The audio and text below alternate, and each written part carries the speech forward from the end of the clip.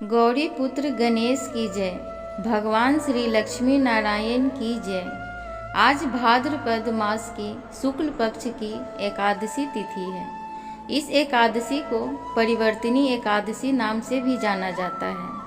कहीं पर इसे जल झूलनी एकादशी भी कहते हैं। आज मैं आप सबको सुनाने जा रही हूँ परिवर्तिनी एकादशी की बड़ी ही दुर्लभ कथा।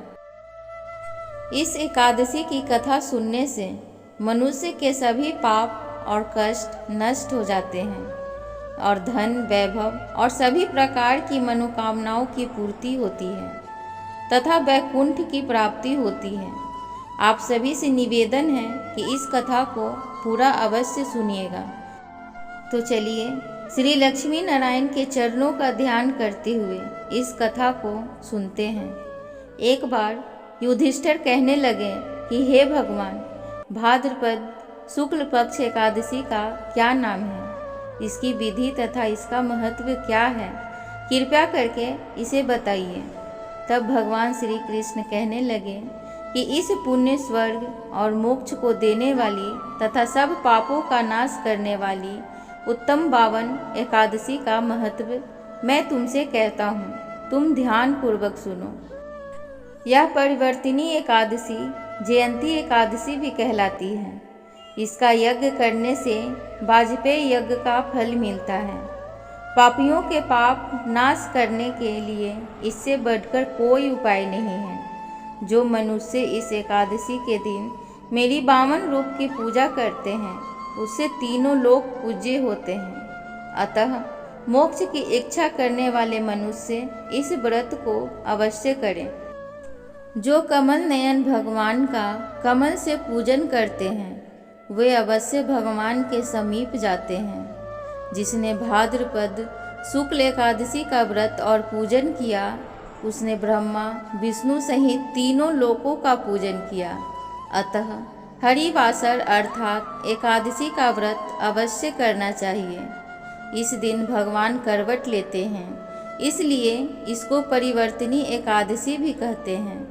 भगवान के वचन सुनकर युधिष्ठिर बोले, हे भगवान, मुझे अति संदेह हो रहा है कि आप किस प्रकार सोते और करवट लेते हैं तथा किस तरह राजा बलि को बाधा और 52 रूप रखकर क्या क्या लीलाएं की, चतुर्मास के व्रत की क्या विधि है तथा आपके शयन करने पर मनुष्य का क्या कर्तव्य है, सो आप मुझे विस्तार से बताइए। श्री कृष्ण कहने लगे कि हे राजन, अब आप सब पापों को नष्ट करने वाली कथा का श्रवण करें। त्रेता युग में बलि नामक एक दैत्य था। वह मेरा परम भक्त था। विविध प्रकार के वेद सूक्तों से मेरा पूजन किया करता था और नित्य ही ब्राह्मणों का पूजन तथा यज्ञ के आयोजन करता था। लेकिन इंद्र से द्वेष के कारण उसने इंद्रलोक तथा सभी देवताओं को जीत लिया। इस कारण सभी देवता एकत्र होकर सोच विचार कर भगवान के पास गए। बृहस्पति सहित इंद्रादिक देवता प्रभु के निकट जाकर और नतमस्तक होकर वेद मंत्रों द्वारा भगवान का पूजन और स्तुति करने लगे।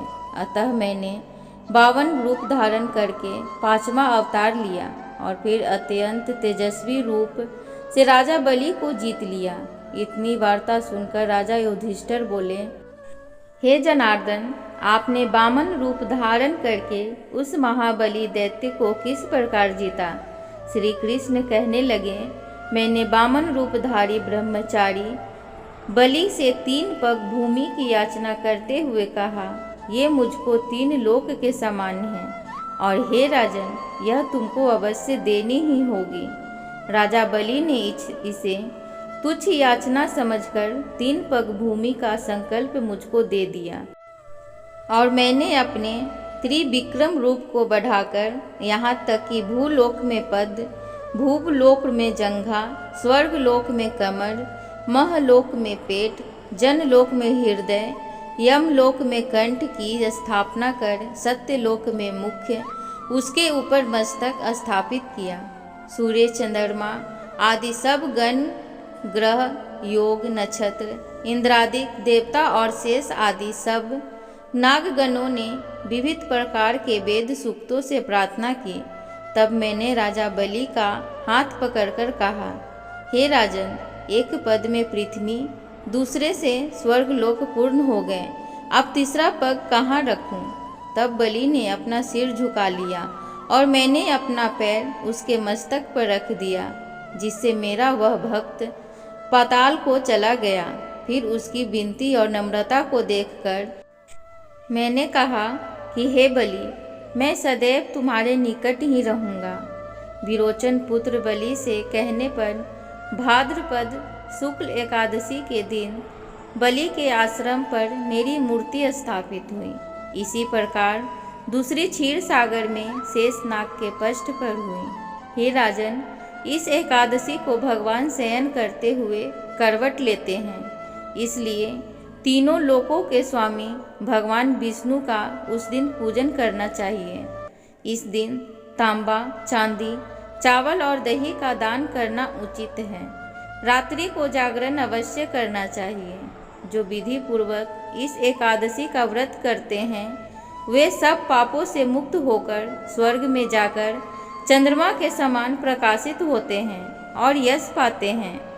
जो पाप नाशक इस कथा को पढ़ते या सुनते हैं उनको 1000 अश्वमेध यज्ञ का फल प्राप्त होता है। तो उम्मीद है आज की एकादशी महापर्व की कथा पसंद आई होगी। तो प्लीज़ चैनल को लाइक, शेयर, सब्सक्राइब जरूर करें। धन्यवाद।